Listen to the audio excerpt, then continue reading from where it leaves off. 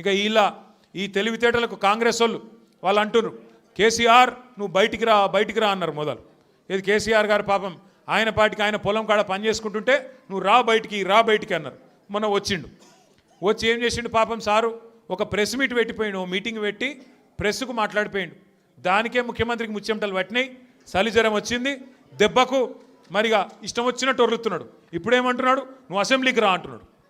బయటికి వస్తే గీడికి వస్తేనే తట్టుకోలేకపోయినావు నువ్వు, అసెంబ్లీకి వస్తే ఆయన గుండాకి సస్తావు, గుండాకి పోతాడు.